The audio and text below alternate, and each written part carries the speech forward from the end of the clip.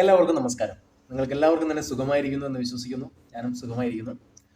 നമ്മുടെ ചാനലിൽ ഇന്ന് നമ്മൾ ഡിസ്കസ് ചെയ്യാൻ പോകുന്ന ഈ ഒരു വീഡിയോ വളരെയധികം പ്രാധാന്യമുള്ള ഒരു വീഡിയോ ആണ്. നിങ്ങൾ തീർച്ചയായിട്ടും ഇത് മുഴുവൻ വീഡിയോയും കാണണം. കാരണം നിങ്ങൾക്കറിയാം, നമ്മുടെ ചാനലിൽ നമ്മൾ ഡിസ്കസ് ചെയ്യാറുള്ളത് വെറും സ്റ്റോക്കുകൾ മാത്രമല്ല. നമ്മൾ ഡിസ്കസ് ചെയ്യാറുള്ളത് പുതിയ പുതിയ തീമുകളാണ്.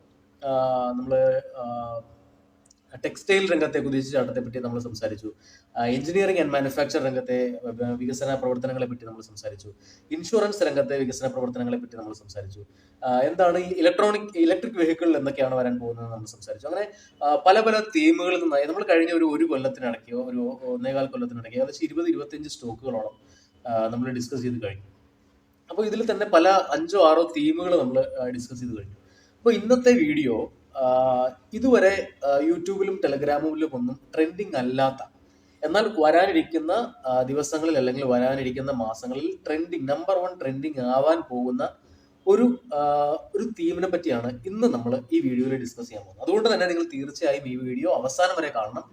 പറ്റുന്ന ഇൻവെസ്റ്റേഴ്സിലേക്കെല്ലാം നിങ്ങൾ ഈ വീഡിയോ ഷെയർ ചെയ്ത് കൊടുക്കണം. നിങ്ങളുടെ ടെലഗ്രാം ഗ്രൂപ്പുകളിലും വാട്സാപ്പ് ഇൻവെസ്റ്റ്മെന്റ് ഗ്രൂപ്പുകളിലും എല്ലാം തന്നെ ഈ വീഡിയോ നിങ്ങൾ നിർബന്ധമായും ഷെയർ ചെയ്യണം.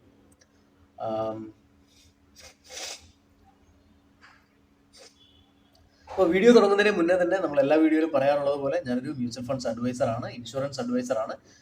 നിങ്ങൾക്ക് ഒരു മ്യൂച്വൽ ഫണ്ട്സ് സ്റ്റാർട്ട് ചെയ്യണം എന്നുണ്ടെങ്കിൽ, അല്ലെങ്കിൽ നിങ്ങളുടെ എക്സിസ്റ്റിംഗ് മ്യൂച്വൽ ഫണ്ട് അത്ര നല്ല പെർഫോമിംഗ് അല്ല, കൂടുതൽ മെച്ചപ്പെട്ട രീതിയിൽ നിങ്ങളുടെ പോർട്ട്ഫോളിയോ മാറ്റണമെന്നുണ്ടെങ്കിൽ തീർച്ചയായിട്ടും ഈ കാണുന്ന കോൺടാക്ട് നമ്പറിൽ നിങ്ങൾക്ക് എന്നെ ബന്ധപ്പെടാവുന്നതാണ്. ഇതിന് എക്സ്ട്രാ ചാർജുകളൊന്നും തന്നെ നമ്മൾ ഈടാക്കുന്നതല്ല. റെഗുലർ പ്ലാനുകളാണ് നമ്മൾ കൊടുക്കുന്നത്. ഡയറക്റ്റ് പ്ലാനുകളല്ല, റെഗുലർ പ്ലാൻസ് ആണ് നമ്മൾ അഡ്വൈസ് ചെയ്യുന്നത്. ഞാനായിരിക്കും നിങ്ങളുടെ ഫിനാൻഷ്യൽ അഡ്വൈസർ. നിങ്ങൾ ഈ എന്നാണോ മ്യൂച്വൽ ഫണ്ടിൽ ഇൻവെസ്റ്റ് ചെയ്യാൻ തുടങ്ങുന്നത് അന്ന് മുതൽ എന്നാണോ നിങ്ങൾ ഈ മ്യൂച്വൽ ഫണ്ട് സേവനം അവസാനിപ്പിക്കുന്നത് അന്ന് വരെ ഞാൻ തന്നെയായിരിക്കും നിങ്ങളുടെ മ്യൂച്വൽ ഫണ്ട് അഡ്വൈസർ. അത് അങ്ങനെ ആൾ മാറുകയൊന്നുമില്ല. ചിലർ അങ്ങനെ ഒരു കൺഫ്യൂഷനുള്ള ആളുകളുണ്ട്. ഇന്ന് സാർ ഈ ജോലിയിൽ നിന്ന് പോയി കഴിഞ്ഞാൽ പിന്നെ വേറെ ആരാ എന്നൊക്കെ ചോദിക്കുന്നവരുണ്ട്. ഞാൻ തന്നെയായിരിക്കും നിങ്ങളുടെ മ്യൂച്വൽ ഫണ്ട് അഡ്വൈസർ. നിങ്ങളുടെ ഇൻവെസ്റ്റ്മെന്റ് അവസാനിക്കുന്നിടം വരെ ഞാനായിരിക്കും നിങ്ങളുടെ ഇൻവെസ്റ്റ്മെന്റ് അഡ്വൈസർ. അപ്പോൾ തീർച്ചയായിട്ടും മ്യൂച്വൽ ഫണ്ട്സിൽ നിങ്ങൾ ഇൻവെസ്റ്റ് ചെയ്യുക.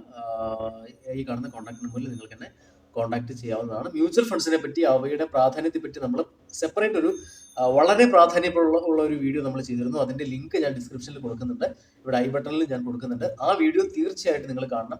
ഇൻവെസ്റ്റ്മെന്റ് ഒന്നും ഇല്ലാത്ത നിങ്ങളുടെ ബന്ധുക്കളിലേക്കും സുഹൃത്തുക്കളിലേക്കും നിങ്ങളുടെ ഇൻവെസ്റ്റ്മെന്റ് ഗ്രൂപ്പുകളിലേക്കും തീർച്ചയായിട്ടും ആ വീഡിയോ നിങ്ങൾ ഉറപ്പായിട്ടും ഫോർവേഡ് ചെയ്ത് കൊടുത്തിരിക്കണം. കാരണം എന്തുകൊണ്ട് നിങ്ങൾക്ക് മ്യൂച്വൽ ഫണ്ടിൽ ഇൻവെസ്റ്റ്മെന്റ് ഉണ്ടായിരിക്കണം, അല്ലെങ്കിൽ സ്റ്റോക്ക് റിലേറ്റഡ് ആയിട്ടുള്ള ഇൻസ്ട്രുമെന്റുകളിൽ നിങ്ങൾക്ക് ഇൻവെസ്റ്റ്മെന്റ് ഉണ്ടായിരിക്കണം എന്ന് നിങ്ങളെ ഒരു ഇൻവെസ്റ്റ്മെന്റ് ഒന്നും ഇല്ലാത്ത ആൾക്ക് പറഞ്ഞു കൊടുക്കുന്ന രീതിയിലുള്ള ഒരു വീഡിയോ ആണത്. തീർച്ചയായിട്ടും നിങ്ങൾ ആ വീഡിയോ നിങ്ങൾ ഫോർവേഡ് ചെയ്യണം. അപ്പൊ നമുക്ക് ഇന്നത്തെ വീഡിയോയിലേക്ക് പോവാം. ഇന്നത്തെ വീഡിയോയിലൂടെ ഞാൻ നിങ്ങളുമായിട്ട് പങ്കുവയ്ക്കാൻ ആഗ്രഹിക്കുന്ന തീം എന്ന് പറയുന്നത് ഗ്രീൻ ഹൈഡ്രജൻ എന്നുള്ള ഒരു തീമാണ്, അല്ലെങ്കിൽ നാഷണൽ ഗ്രീൻ ഹൈഡ്രജൻ മിഷൻ എന്നുള്ളൊരു തീമിനെ പറ്റിയാണ് നമ്മൾ ഇനിയുള്ള 1-2-3 വീഡിയോകളിൽ സംസാരിക്കാൻ പോകുന്നത്. ഈ വീഡിയോയിൽ ഞാൻ എന്താണ് നാഷണൽ ഗ്രീൻ ഹൈഡ്രജൻ മിഷൻ, അല്ലെങ്കിൽ എന്താണ് ഗ്രീൻ ഹൈഡ്രജൻ, ഏതൊക്കെ കമ്പനികളാണ് അതിൽ ഇൻവോൾവ് ആയിട്ടുള്ളത് തുടങ്ങിയ കാര്യങ്ങളാണ് ഞാൻ ഈ വീഡിയോയിൽ നിങ്ങളുമായിട്ട് പങ്കുവയ്ക്കാൻ ആഗ്രഹിക്കുന്നത്. അപ്പോൾ ഇതിനകത്ത് നമ്മൾ ആദ്യം മനസ്സിലാക്കിയിരിക്കേണ്ടത് എന്താണ് ഈ ഗ്രീൻ ഹൈഡ്രജൻ, എന്തിനു വേണ്ടിയാണ് ഈ green hydrogen, national green hydrogen mission എന്തിനു വേണ്ടിയാണ് ഈ ഗ്രീൻ ഹൈഡ്രജൻ ഉപയോഗിക്കുന്നത്, എന്തുകൊണ്ടാണ് ഈ ഗ്രീൻ ഹൈഡ്രജൻ എന്ന് പേര് വന്നത്, ഇതൊക്കെയാണ് നമ്മൾ ഡിസ്കസ് ചെയ്യാൻ പോകുന്നത്. അപ്പോൾ അതിനു മുന്നേ നമ്മൾ മനസ്സിലാക്കിയിരിക്കേണ്ട ഒരു കാര്യം, നമ്മുടെ ഇന്ത്യയിലോ അല്ലെങ്കിൽ നമ്മുടെ ഈ ലോകത്തിൽ തന്നെയുള്ള ഒട്ടുമിക്ക 95% ഓട്ടോമൊബൈലുകളും 95% ഫാക്ടറികളും 95% മെഷീനറികളും എല്ലാം പ്രവർത്തിക്കുന്നത് ഡീസലിലോ പെട്രോളിലോ CNG ഗ്യാസിലോ ഒക്കെയാണ്, അല്ലെ? അപ്പോൾ എന്താണ് ഈ പെട്രോളും ഡീസലും അല്ലെങ്കിൽ ഈ പെട്രോ കെമിക്കൽ സാധനങ്ങൾ അല്ലെങ്കിൽ ക്രൂഡ് ഓയിലിൽ നിന്ന് ഉൽപ്പാദിപ്പിക്കപ്പെടുന്ന ഫ്യൂവലുകൾ ഉപയോഗിക്കുന്നതുകൊണ്ടുള്ള ദോഷവശങ്ങൾ എന്തെല്ലാമാണ്? അപ്പോൾ അതിനകത്ത് നമ്മൾ ആദ്യം മനസ്സിലാക്കേണ്ടത് കാർബൺ എമിഷൻ എന്നുള്ളതാണ്. അപ്പോൾ ഈ ഡീസലും പെട്രോൾ മുതലായിട്ടുള്ള പെട്രോളിയം ഉൽപ്പന്നങ്ങളിൽ കമ്പഷൻ നടക്കുമ്പോൾ, അതല്ലെങ്കിൽ അതിന്റെ ഒരു ഇഗ്നിഷൻ നടക്കുമ്പോൾ കാർബൺ പ്രോഡക്റ്റുകൾ, കാർബൺ മോണോക്സൈഡും കാർബൺ ഡയോക്സൈഡും ഒക്കെ ആയിട്ടുള്ള വിഷവാതകങ്ങൾ അന്തരീക്ഷത്തിൽ കലരുകയും അന്തരീക്ഷം വിഷലിപ്തമാവുകയും അത് കാലാവസ്ഥാ വ്യതിയാനത്തിനും ആഗോള താപനത്തിനും ഓസോൺ പാളിയിലുള്ള ഡിപ്ലീഷനും എല്ലാം കാരണമായിട്ട് നമ്മുടെ കാലാവസ്ഥാ വ്യതിയാനം തന്നെ സംഭവിച്ചുകൊണ്ടിരിക്കുന്നു. കാലാവസ്ഥയിൽ വളരെ വലിയ മാറ്റങ്ങൾ വന്നുകൊണ്ടിരിക്കുകയാണ്. അപ്പോൾ ലോകരാജ്യങ്ങളെല്ലാം തന്നെ WHO ആണെങ്കിലും അല്ലെങ്കിൽ യുണൈറ്റഡ് നേഷൻസ് ആണെങ്കിലും അതുപോലെയുള്ള സംഘടനകളെല്ലാം തന്നെ വളരെയധികം കൺസേൺഡ് ആയിട്ടുള്ള ഒരു കാര്യമാണ് ഈ കാലാവസ്ഥാ വ്യതിയാനം അല്ലെങ്കിൽ കാർബൺ എമിഷൻ എന്നുള്ള സംഭവം. അപ്പോൾ ഇതിനൊരു പരിഹാരം എന്നുള്ള നിലയിൽ ലോകരാജ്യങ്ങളെല്ലാം കൂടെ 2015 മറ്റോ ആണെന്ന് തോന്നുന്നു പാരീസിൽ ഒത്തുകൂടിയിട്ടൊരു ഒരു ഉടമ്പടി ഉണ്ടാക്കി, ഒരു ട്രീറ്റി ഉണ്ടാക്കി. അപ്പോൾ ആ ട്രീറ്റി പ്രകാരം എല്ലാ രാജ്യങ്ങളും അൾട്ടിമേറ്റായി നെറ്റ് കാർബൺ സീറോ എമിഷനായി മാറണം. അതായത് ഒരു രാജ്യത്തിൽ നിന്നും കാർബൺ എമിഷൻ ഉണ്ടാവാൻ പാടില്ല. ഓക്കെ, അങ്ങനെയാണെന്നുണ്ടെങ്കിൽ നമുക്ക് കാലാവസ്ഥ വ്യതിയാനത്തെ നമുക്ക് പൂർണ്ണമായിട്ടും അവോയ്ഡ് ചെയ്യാൻ പറ്റും. നമുക്കൊരു പീസ്ഫുൾ ആയിട്ട് നമുക്ക് മനുഷ്യരാശിക്ക് മുന്നോട്ട് പോകാൻ സാധിക്കും. നമ്മുടെ തലമുറ മാത്രമല്ലല്ലോ, ഇനിയുള്ള വരാനിരിക്കുന്ന തലമുറ ഇവിടെ തന്നെ ജീവിക്കണ്ടേ. അപ്പോൾ അതിന് ഭൂമി ഉണ്ടാവട്ടെ, നല്ല കാലാവസ്ഥ ഉണ്ടാവട്ടെ. അപ്പോൾ അതിന് വേണ്ടിയിട്ട് ലോകരാജ്യങ്ങളെല്ലാം തന്നെ ഒത്തുകൂടി ഉണ്ടാക്കിയ ഒരു ഒരു ഒരു ഉടമ്പടിയാണ് പാരീസ് ഉടമ്പടി എന്ന് പറയുന്നത്. 2015 മറ്റോ ആണെന്ന് തോന്നിയത്. അപ്പോൾ ഇതിന്റെ ഉള്ളടക്കം എന്ന് പറയുന്നത് നെറ്റ് കാർബൺ സീറോ ആക്കുക. അപ്പോൾ ഓരോ രാജ്യങ്ങളും അവയുടെ കഴിവിനനുസരിച്ച്, അവരുടെ കേപ്പബിലിറ്റിക്ക് അനുസരിച്ച്, അവരുടെ വിഷൻ അനുസരിച്ച് ഓരോ കമ്മിറ്റ്മെന്റ് കൊടുത്തിട്ടുണ്ട്. ഇത്ര വർഷത്തിനുള്ളിൽ ഞങ്ങൾ നെറ്റ് കാർബൺ സീറോ ആക്കാം, കാർബൺ എമിഷൻ കംപ്ലീറ്റ് ആയിട്ട് ഒഴിവാക്കാമെന്നാണ് പറഞ്ഞിരിക്കുന്നത്. കംപ്ലീറ്റ് ആയിട്ട് ഒഴിവാക്കാമെന്നാണ് പറഞ്ഞിരിക്കുന്നത്. അപ്പോൾ അതിനകത്ത് നമ്മൾ നോക്കുമ്പോൾ 2030 European union net carbon zero ആക്കും എന്ന് ഒരു വാക്ക് കൊടുത്തിട്ടുണ്ട്. അമേരിക്കയെ സംബന്ധിച്ചിടത്തോളം 2047 അല്ലെങ്കിൽ 2050 അമേരിക്ക കൊടുത്തിരിക്കുന്ന കമ്മിറ്റ്മെന്റ്. ചൈനയുടെ കാര്യം എനിക്ക് കറക്റ്റ് ഓർമ്മയില്ല. ഇന്ത്യയെ സംബന്ധിച്ചിടത്തോളം 2070 ഇന്ത്യ കൊടുത്തിരിക്കുന്ന കമ്മിറ്റ്മെന്റ്. അങ്ങനെ ഓരോ ലോകരാജ്യങ്ങളും ഓരോ കമ്മിറ്റ്മെന്റ് കൊടുത്തിട്ടുണ്ട്. അപ്പോൾ ഈ നെറ്റ് കാർബൺ സീറോ ആകുമ്പോഴത്തേനും ഒരു രാജ്യത്തിന് സംഭവിക്കുന്ന മാറ്റങ്ങൾ എന്താണെന്ന് നമുക്ക് നോക്കാം. അപ്പോൾ ഒരു രാജ്യത്തെ ഓട്ടോമൊബൈലുകൾ ഒന്നും തന്നെ പെട്രോളിലോ ഡീസലിലോ വർക്ക് ചെയ്യില്ല. ഓക്കെ, അപ്പോൾ നിങ്ങൾ ചോദിക്കും CNG കേസ് പറയുമ്പോൾ കാർബൺ എമിഷൻ സീറോ ആവുന്നില്ല. 65% ആണ് കാർബൺ ഡൈ ഓക്സൈഡിന്റെ എമിഷൻ CNG വണ്ടികൾ ഉപയോഗിക്കുന്നത് വഴി കുറയുന്നത്. 65% കുറയും, ബാക്കി 35% കാർബൺ ഡൈ ഓക്സൈഡ് എമിഷൻ ഉണ്ടാവും.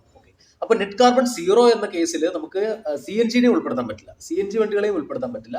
ഇലക്ട്രിക് വണ്ടികൾ ഒരു പരിധി വരെ അതിനകത്ത് വരുന്നുണ്ട്. പക്ഷേ അതിനകത്തും ഒരു എക്സെപ്ഷൻ ഉണ്ട്, അത് ഞാൻ പറയാം. അപ്പോൾ ഒരു നെറ്റ് കാർബൺ സീറോ ആവണം എന്നുണ്ടെങ്കിൽ ഈ ഓട്ടോമൊബൈലുകളുടെ കാര്യം ഞാൻ പറഞ്ഞു. അപ്പോൾ ഇൻഡസ്ട്രികളുടെ കേസിലുള്ള പ്രത്യേകത എന്ന് പറഞ്ഞു കഴിഞ്ഞാൽ നമ്മുടെ ഏറ്റവും കൂടുതൽ ഈ കോളും എന്താ പറയുക ഫോസിൽ ഫ്യൂവൽസും അല്ലെങ്കിൽ ഈ ഡീസലും ഫോസിൽ ഫ്യൂവൽസ് ഒക്കെ ഉപയോഗിക്കുന്നത് steel industry, paint industry, pharmaceutical industry, chemical industry, ഇതുപോലെയുള്ള ഇന്ത്യയിലെ വമ്പൻ ഇൻഡസ്ട്രികളാണ്, അല്ലെങ്കിൽ ലോകത്തിലെ തന്നെ വമ്പൻ ഇൻഡസ്ട്രികളാണ് ഈ ഫോസിൽ ഫ്യൂവലുകൾ ഏറ്റവും അധികമായിട്ട് ഉപയോഗിക്കുന്നത്. അങ്ങനെ ഇരിക്കുമ്പോൾ പെട്ടെന്നൊരു സുപ്രഭാതത്തിൽ നമ്മൾ വന്നിട്ട് നിങ്ങളൊന്നും ഫോസിൽ ഫ്യൂവൽ ഉപയോഗിക്കാൻ പറ്റില്ല, നിങ്ങളൊക്കെ നെറ്റ് കാർബൺ സീറോ ആവണമെന്ന് പറയുമ്പോൾ പകരം ഒരു ഫ്യൂവൽ വേണ്ടേ? അങ്ങനെ ലോകരാജ്യങ്ങളെ എല്ലാം തന്നെ ഗവേഷണം നടത്തി കണ്ടുപിടിച്ച അൾട്ടിമേറ്റ് സൊല്യൂഷനാണ് ഹൈഡ്രജൻ. ഓക്കെ, അപ്പോൾ ഈ ഹൈഡ്രജൻ ഒരു ഫ്യൂവൽ ആയിട്ട് ഉപയോഗിച്ച് കഴിഞ്ഞാൽ ലോകരാജ്യങ്ങൾക്കെല്ലാം തന്നെ നെറ്റ് കാർബൺ സീറോ എന്ന ഒരു ലെവലിലേക്ക് എത്താൻ വേണ്ടി സാധിക്കും. അപ്പോൾ ഈ നെറ്റ് സീറോ കാർബൺ എമിഷൻ എന്നതിലേക്കുള്ള അന്തിമ സൊല്യൂഷൻ ഹൈഡ്രജൻ തന്നെയാണ്. അതിനകത്ത് യാതൊരു സംശയവുമില്ല, ഹൈഡ്രജൻ തന്നെയാണ്. ഇനിയിപ്പോൾ നമ്മുടെ തീമിന്റെ പേര് ഗ്രീൻ ഹൈഡ്രജൻ. അപ്പോൾ എന്താണ് ഈ ഗ്രീൻ ഹൈഡ്രജൻ? അപ്പോൾ ഈ ഹൈഡ്രജൻ തന്നെ പല ഹൈഡ്രജൻ ഒന്നേ ഉള്ളൂ, വാതക രൂപത്തിലുള്ള ഹൈഡ്രജനും അതിനെ കംപ്രസ് ചെയ്താൽ ലിക്വിഡ് രൂപത്തിലുള്ള ഹൈഡ്രജൻ. ഈ ഹൈഡ്രജൻ ഒന്നേ ഉള്ളൂ. നമ്മുടെ ആറ്റോമിക് ടേബിൾ, നമ്മുടെ കെമിസ്ട്രിയിൽ നമ്മൾ പഠിച്ച ഒരു ഹൈഡ്രജൻ ഉണ്ടല്ലോ, ആ ഒരു ഹൈഡ്രജൻ മാത്രമേ ഉള്ളൂ. അപ്പോൾ എന്താണ് ഈ ഗ്രീൻ ഹൈഡ്രജൻ? ഈ ഹൈഡ്രജൻ ഉൽപ്പാദിപ്പിക്കപ്പെടുന്ന പ്രോസസ്സുകൾക്കനുസരിച്ച് ഹൈഡ്രജനെ പല കാറ്റഗറികളാക്കി തിരിച്ചിരിക്കുന്നു. Okay, green hydrogen, grey hydrogen, black hydrogen, blue hydrogen, pink hydrogen, green hydrogen, അങ്ങനെ പല പല പല കാറ്റഗറികളിലുള്ള ഹൈഡ്രജനുകളാക്കി തിരിച്ചിരിക്കുന്നു. എന്താണ് ഈ ഹൈഡ്രജനുകൾ തമ്മിലുള്ള വ്യത്യാസം? ഓക്കെ, അപ്പോൾ നമ്മൾ മനസ്സിലാക്കേണ്ടത് ഒരു സിമ്പിൾ ആയിട്ടുള്ള കാര്യം നമ്മൾ മനസ്സിലാക്കിയാൽ മതി. ഗ്രീൻ ഹൈഡ്രജൻ എന്ന് പറയുന്നത് ഹൈഡ്രജൻ ഉണ്ടാക്കുന്ന പ്രോസസ്സിൽ കാർബൺ എമിഷൻ ഉണ്ടാകുന്നില്ല, അല്ലെങ്കിൽ അതിന്റെ ബൈ പ്രോഡക്റ്റ് ആയിട്ട് പ്രകൃതിക്ക് ദോഷം വരുന്ന രീതിയിലുള്ള ഒരു എമിഷനും ഉണ്ടാകുന്നില്ല. അതിനൊരു നിങ്ങൾക്ക് വ്യക്തമായിട്ടുള്ള ക്ലാരിറ്റി കിട്ടണമെങ്കിൽ ഞാൻ പറയാം. ഈ ബ്ലാക്ക് ഹൈഡ്രജൻ എന്ന് പറയുന്നത് ഫോസിൽ ഫ്യൂവലുകൾ കത്തിച്ചിട്ട് ഉള്ള പ്രോസസ്സിലൂടെ ഉണ്ടായി വരുന്ന ഹൈഡ്രജനെയാണ് ബ്ലാക്ക് ഹൈഡ്രജൻ എന്ന് പറയുന്നത്. അതുപോലെ തന്നെയാണ് ഗ്രേ ഹൈഡ്രജൻ. അതുപോലെ തന്നെ ഗ്യാസ് കത്തിച്ചിട്ടുള്ള പ്രോസസ്സിലൂടെ ഉണ്ടായി വരുന്ന ഹൈഡ്രജനാണ് പിങ്ക് ഹൈഡ്രജൻ എന്ന് പറയുന്നത്. പക്ഷേ ഈ നെറ്റ് കാർബൺ സീറോ എന്ന ലെവലിലേക്ക് നമ്മൾ എത്തണം എന്നുണ്ടെങ്കിൽ കാർബൺ ഇല്ലാതെ ഹൈഡ്രജൻ ഉണ്ടാകും. അത് ഫ്യൂവലായിട്ട് ഉപയോഗിക്കണം. ഇൻഡസ്ട്രികളിലും ഓട്ടോമൊബൈലുകളിലും ഒക്കെ അത് ഫ്യൂവലായിട്ട് ഉപയോഗിക്കണം. അപ്പോൾ അതിന് വേണ്ടിയിട്ടാണ് ഈ ഗ്രീൻ ഹൈഡ്രജൻ എന്ന പ്രോസസ്സ് ഗ്രീൻ ഹൈഡ്രജൻ എന്ന ആശയം തന്നെ നിലവിൽ വന്നിട്ടുള്ളത്. ഇനി നമുക്ക് ഈ ഗ്രീൻ ഹൈഡ്രജൻ എങ്ങനെയാണ് ഉണ്ടാക്കുന്നത് നോക്കാം. ഹൈഡ്രജൻ ബേസിക്കലി ഉണ്ടാക്കുന്നത് നമ്മുടെ വെള്ളത്തിൽ നിന്നാണ്. നമ്മളെല്ലാവരും ഹൈസ്കൂളിൽ മുതൽ പഠിച്ചിട്ടുള്ളതാണ് വെള്ളത്തിന്റെ ശാസ്ത്രനാമം എന്ന് പറയുന്നത് H2O ആണ്. ആ എച്ച് എന്ന് പറയുന്നത് ഹൈഡ്രജൻ ആണ്. 2 ഹൈഡ്രജൻ ആറ്റങ്ങളും ഒരു ഓക്സിജൻ ആറ്റവും കൂടി ചേരുന്നതാണ് ഒരു വെള്ളത്തിന്റെ മോളിക്യൂൾ എന്ന് പറയുന്നത്, അല്ലെ? അപ്പോൾ ഇതിനകത്തുനിന്ന് ഈ ഹൈഡ്രജനെയും ഓക്സിജനെയും വേർപെടുത്തി കഴിഞ്ഞാൽ നമുക്ക് ഹൈഡ്രജനെ വേർതിരിച്ചെടുക്കാൻ പറ്റും, അല്ലെ? അപ്പോൾ ഈ വെള്ളത്തിലൂടെ കറന്റ് കടത്തിവിട്ട് ഇലക്ട്രോലിസിസ് എന്ന പ്രോസസ്സിലൂടെയാണ് ഈ ഹൈഡ്രജനെയും ഓക്സിജനെയും നമ്മൾ വേർതിരിച്ചെടുക്കാൻ നമുക്ക് ഹൈഡ്രജൻ ഉണ്ടാക്കാനുള്ള ഈസിയസ്റ്റ് മെത്തേഡ് അല്ലെങ്കിൽ ചീപ്പസ്റ്റ് മെത്തേഡ് എന്ന് പറയുന്നത് ഈ ഇലക്ട്രോലിസിസ് ആണ്. ഓക്കെ, അപ്പോൾ അത്രയും നമ്മൾ മനസ്സിലാക്കുക. ഇത്രയും ലളിതമാണ് ഹൈഡ്രജൻ ഉണ്ടാക്കുന്ന സംഭവം. അപ്പോൾ ഇതുണ്ടാക്കുന്ന കറന്റ് എവിടുന്ന് വരുന്നു? ഇതുണ്ടാക്കുന്ന കറന്റ് ഫോസിൽ ഫ്യൂവൽ ഉപയോഗിച്ച് ഉണ്ടാക്കുന്ന കറന്റ് ആണെന്നുണ്ടെങ്കിൽ ഈ ഗ്രീൻ ഹൈഡ്രജൻ എന്ന കോൺസെപ്റ്റ് നടക്കുമോ? ഇല്ല. അപ്പോൾ ഈ ഹൈഡ്രജൻ ഉണ്ടാക്കാൻ ഉപയോഗിക്കുന്ന കറന്റും റിന്യൂവബിൾ സോഴ്സിൽ നിന്ന് വന്നാൽ മാത്രമേ നമുക്ക് ഇതിനെ ഗ്രീൻ ഹൈഡ്രജൻ എന്ന് പറയാൻ പറ്റുള്ളൂ. റിന്യൂവബിൾ സോഴ്സ് എന്ന് പറഞ്ഞു കഴിഞ്ഞാൽ നമ്മുടെ ഹൈഡ്രോ ഇലക്ട്രിക് പവറും സോളാർ പവറും വിൻഡ് എനർജിയിൽ ഉണ്ടാക്കുന്ന കറന്റ് ഒക്കെ വെച്ചിട്ട് ഇലക്ട്രോളിസിസ് നടത്തി അതിനകത്ത് വെള്ളത്തിൽ നിന്ന് ഹൈഡ്രജൻ സെപ്പറേറ്റ് ചെയ്യുന്ന ആ ഒരു പ്രോസസ്സിനെയാണ് പ്രോസസ്സിലൂടെ ഉണ്ടാകുന്ന ഹൈഡ്രജനെയാണ് ഗ്രീൻ ഹൈഡ്രജൻ എന്ന് പറയുന്നത്. മനസ്സിലാകാത്തവർക്കായി ഒന്നുകൂടെ പറയാം. റിന്യൂവബിൾ സോഴ്സിൽ നിന്നും ഉണ്ടാക്കുന്ന ഇലക്ട്രിസിറ്റിയിൽ നിന്നും ഇലക്ട്രോളിസിസ് എന്ന പ്രക്രിയയിലൂടെ വെള്ളത്തിൽ നിന്നും ഹൈഡ്രജൻ സെപ്പറേറ്റ് ചെയ്ത് അതിനെ ഒരു ഫ്യൂവലാക്കി ഉപയോഗിക്കുന്ന അല്ലെങ്കിൽ അതിൽ നിന്നുണ്ടാകുന്ന ഹൈഡ്രജനെയാണ് നമ്മൾ ഗ്രീൻ ഹൈഡ്രജൻ എന്ന് പറയുന്നത്. ഓക്കെ, അപ്പോൾ ഇതിനകത്തുള്ള പ്രത്യേകത എന്ന് പറഞ്ഞു കഴിഞ്ഞാൽ നമ്മുടെ പ്രകൃതിക്ക് ദോഷമായിട്ടുള്ള ഒരു എമിഷൻസ് ഉണ്ടാകുന്നില്ല. അതായത് റിന്യൂവബിൾ സോഴ്സിൽ നിന്നാണ് കറന്റ് ഉണ്ടാക്കുന്നത്. ഓക്കെ, ആ കറന്റ് ഉപയോഗിച്ച് ഇലക്ട്രിസിറ്റി ഉണ്ടാക്കുന്നു. ഇലക്ട്രിക് കറന്റ് വെള്ളത്തിലൂടെ പാസ് ചെയ്യുന്നു, ഇലക്ട്രോളിസിസ് നടക്കുന്നു. അതിനകത്തുനിന്ന് ഹൈഡ്രജനും ഓക്സിജനും സെപ്പറേറ്റ് ചെയ്യുന്നു. ഹൈഡ്രജൻ നമ്മൾ നമ്മുടെ ആവശ്യത്തിന് വേണ്ടി ഉപയോഗിക്കുന്നു, ഓക്സിജൻ നമ്മുടെ ആവശ്യത്തിന് വേണ്ടി ഉപയോഗിക്കുന്നു. സിമ്പിൾ. ഓക്കെ, അപ്പോൾ ഇതാണ് ഗ്രീൻ ഹൈഡ്രജൻ. ഇനി എന്താണ് നാഷണൽ ഗ്രീൻ ഹൈഡ്രജൻ മിഷൻ എന്നുകൊണ്ട് ഉദ്ദേശിക്കുന്നത്? അതിനു മുന്നേ നമ്മൾ മനസ്സിലാക്കേണ്ട ഒരു കാര്യമുണ്ട്. ഇപ്പൊ ഞാൻ പറയുന്നു, ഇപ്പോൾ നമ്മുടെ അൾട്ടിമേറ്റ്ലി നമ്മുടെ ഉദ്ദേശം എന്ന് പറയുന്നത് ഈ ഗ്രീൻ ഹൈഡ്രജൻ നിലവിലുള്ള പെട്രോളിന്റെയും ഡീസലിനെയും ഒക്കെ റീപ്ലേസ് ചെയ്യുക എന്നുള്ളതാണ് നമ്മുടെ ഉദ്ദേശം, അല്ലെ? അപ്പോൾ അതിനകത്ത് വളരെ നമ്മൾ ചെറുതെന്ന് വിചാരിക്കുന്ന ഒരു ഘടകം അതിനകത്ത് നിൽക്കുന്നുണ്ട്. അപ്പോൾ നമ്മൾ ഒരു ജസ്റ്റ് ഒന്ന് വിചാരിക്കുക, നമ്മുടെ ഇന്ത്യയിലെ മുഴുവൻ ഓട്ടോമൊബൈലുകളിലും നമ്മൾ എന്താ പറയുക ഇന്ത്യയിലുള്ള മുഴുവൻ ഓട്ടോമൊബൈലുകളിലും നമ്മൾ പെട്രോളിയം പ്രോഡക്ട്സ് മാറ്റിയിട്ട് നമ്മൾ ഹൈഡ്രജൻ ഉപയോഗിക്കുന്നതെന്ന് കരുതുക. പോസിബിൾ അല്ല, ഉപയോഗിക്കുന്നതെന്ന് കരുതുക. ഓക്കെ, അതുപോലെ തന്നെ ഇന്ത്യയിൽ നിലവിലുള്ള എല്ലാ ഫാക്ടറികളിലും നമ്മൾ കോളും അതൊക്കെ ഒഴിവാക്കി, നമ്മൾ ഡീസലും എല്ലാം ഒഴിവാക്കിയിട്ട് നമ്മൾ ഈ ഗ്രീൻ ഹൈഡ്രജൻ ഉപയോഗിക്കുന്നു എന്ന് വിചാരിക്കാം. ഓക്കെ, നമ്മൾക്ക് പിന്നെ പെട്രോളിയം പ്രോഡക്റ്റുകൾ ഈ ഗൾഫ് കൺട്രീസിൽ നിന്ന് ഇറക്കുമതി ചെയ്യേണ്ട ആവശ്യമുണ്ട്. ഓക്കെ, ഈ പ്രതിവർഷം ഇന്ത്യ ഇറക്കുമതി ചെയ്യുന്ന ക്രൂഡ് ഓയിൽ നിലവിൽ പ്രതിവർഷം 1 ലക്ഷം കോടി രൂപയുടെ പെട്രോളിയം പ്രോഡക്ട്സ് ആണ് ഇന്ത്യ ഇമ്പോർട്ട് ചെയ്തുകൊണ്ടിരിക്കുന്നത് ഗൾഫ് കൺട്രികളുടെ കയ്യിൽ നിന്ന്. അപ്പൊ ഈ 1 ലക്ഷം കോടി രൂപ നമ്മൾ ഇറക്കുമതി ചെയ്യുന്നത് കുറയും. ഓക്കെ, അപ്പൊ നമ്മുടെ GDPയുടെ ഫോർമുല പ്രകാരം എക്സ്പോർട്സ് മൈനസ് ഇമ്പോർട്ട്സ് എന്നുള്ള ആ ഒരു ഇതിൽ ഇമ്പോർട്ട്സിന്റെ സംഖ്യ വളരെ കുറയുകയും എക്സ്പോർട്സിന്റെ സംഖ്യ കൂടുകയും ചെയ്താൽ, അല്ലെങ്കിൽ എക്സ്പോർട്സിന്റെ സംഖ്യ അങ്ങനെ തന്നെ നിൽക്കുകയും ചെയ്തു കഴിഞ്ഞാൽ പോലും നമ്മുടെ GDP വളരെ വലിയൊരു ഗ്രോത്തിലേക്കായിരിക്കും പോകുന്നത്. അപ്പോൾ ഈ ഒരു പോസിബിലിറ്റീസ് എല്ലാം മുന്നിൽ കണ്ടുകൊണ്ട് നമ്മുടെ കേന്ദ്ര സർക്കാർ അല്ലെങ്കിൽ ഇന്ത്യൻ ഗവൺമെന്റ് മുന്നോട്ട് വെച്ച ഒരു നയമാണ് അല്ലെങ്കിൽ ഒരു പോളിസിയാണ് നാഷണൽ ഗ്രീൻ ഹൈഡ്രജൻ മിഷൻ എന്ന് പറയുന്നത്. ഇനി എന്താണ് ഈ നാഷണൽ ഗ്രീൻ ഹൈഡ്രജൻ മിഷൻ? ഈ നാഷണൽ ഗ്രീൻ ഹൈഡ്രജൻ മിഷൻ അനുസരിച്ച് ഇന്ത്യയെ ഗ്രീൻ ഹൈഡ്രജന്റെ ഒരു പ്രൊഡക്ഷൻ ഹബ്ബായി, ഗ്രീൻ ഹൈഡ്രജന്റെ മാത്രമല്ല ഫ്യൂവൽ സെല്ലുകളുടെയും ഗ്രീൻ ഹൈഡ്രജന്റെയും ഒരു പ്രൊഡക്ഷൻ ഹബ്ബായി മാറ്റുകയും വൻതോതിൽ ഗ്രീൻ ഹൈഡ്രജൻ ഇന്ത്യയിൽ പ്രൊഡ്യൂസ് ചെയ്യുകയും ഇതിനെ എക്സ്പോർട്ട് ചെയ്യുകയും ചെയ്തു. ഓക്കെ, അതിന് വേണ്ടിയിട്ടുള്ള ഒരു പ്രോജക്റ്റ് ആണ് ഈ നാഷണൽ ഗ്രീൻ ഹൈഡ്രജൻ മിഷൻ എന്ന് പറയുന്നത്. ഇനിയുള്ള 4-5 കൊല്ലത്തിൽ പ്രതിവർഷം 5 million metric ton green hydrogen ഇന്ത്യയിൽ ഉൽപ്പാദിപ്പിക്കാനുള്ള ഒരു പ്രോജക്റ്റ് ആണ് ഈ നാഷണൽ ഗ്രീൻ ഹൈഡ്രജൻ മിഷൻ എന്ന് പറയുന്നത്. 2021 2022 ആണ്, കൃത്യമായി ഞാൻ ഡേറ്റ് ഓർക്കുന്നില്ല, ആണ് ഈ മിഷൻ പ്രഖ്യാപിച്ചത്. 20,000 കോടി രൂപയാണ് നമുക്ക് ഈ നാഷണൽ ഗ്രീൻ ഹൈഡ്രജൻ മിഷന് വേണ്ടിയിട്ട് മാറ്റിവെച്ചിരിക്കുന്നത്. ഈ 20,000 കോടിയിൽ 17,500 കോടി രൂപ ചെറുതും വലുതുമായിട്ടുള്ള ഗ്രീൻ ഹൈഡ്രജൻ പ്രൊഡ്യൂസ് ചെയ്യുന്ന ചെറുതും വലുതുമായിട്ടുള്ള കമ്പനികളെ ഫിനാൻഷ്യലി സഹായിക്കുന്നതിന് വേണ്ടിയാണ് ഈ 17,500 കോടി രൂപ അവയുടെ പൈലറ്റ് പ്രോജക്റ്റുകൾക്കും ഗ്രീൻ ഹൈഡ്രജന്റെ ഉൽപ്പാദിപ്പിക്കാനുള്ള ഇലക്ട്രോലൈസറുകളുടെ ഇൻസെന്റീവ്സിനും ഒക്കെ വേണ്ടിയാണ് ഈ തുക ചെലവാക്കാൻ വേണ്ടി കേന്ദ്ര ഗവൺമെന്റ് ഉദ്ദേശിച്ചിരിക്കുന്നത്. ഓക്കെ, ഇനി മറ്റൊരു കാര്യം കൂടെ ഞാൻ പ്രേക്ഷകർക്ക് വേണ്ടി പറയാം. ഇപ്പൊ ഹൈഡ്രജനിൽ ഓടുന്ന വണ്ടി അല്ലെങ്കിൽ ഹൈഡ്രജനിൽ ഓടുന്ന ഒരു മെഷീൻ എന്നൊക്കെ പറയുന്നത് നമുക്ക് വരാനിരിക്കുന്ന തലമുറയ്ക്ക് വേണ്ടിയുള്ള ടെക്നോളജി ആയിട്ടൊക്കെ തോന്നാം. അല്ല, ജർമ്മനിയും ഉൾപ്പെടെയുള്ള യൂറോപ്പിലുള്ള ജർമ്മനി ഉൾപ്പെടെ ഉള്ള കൺട്രികളും യൂറോപ്പിലുള്ള പല കമ്പനികളും ഗ്രീൻ ഹൈഡ്രജൻ സക്സസ്ഫുള്ളി ഉൽപ്പാദിപ്പിക്കുന്നുണ്ട്. അത് വെച്ച് അവർ ഫാക്ടറികൾ ഓടിക്കാൻ തുടങ്ങി കഴിഞ്ഞു. അത് മാത്രമല്ല, നമ്മുടെ എനിക്ക് തോന്നുന്നു ഇന്ത്യയിലെ ഒരു ലേറ്റസ്റ്റ് വന്ന ന്യൂസ് JSW സ്റ്റീലാണെന്നാണ് എനിക്ക് തോന്നുന്നത്. ആ JSW സ്റ്റീല് അവരുടെ ഒരു ഫാക്ടറി പ്ലാന്റ് ഗ്രീൻ ഹൈഡ്രജനിലേക്ക് മാറ്റി കഴിഞ്ഞു. ഇതിന് മറ്റൊരു മാനം കൂടെ ഇതിനുണ്ട്. അതെന്താന്ന് വെച്ച് കഴിഞ്ഞാൽ, ഞാൻ പറഞ്ഞില്ലേ 2030 കൂടി European union net zero carbon എമിഷനിലേക്ക് മാറാനുള്ള പദ്ധതികളാണുള്ളത്.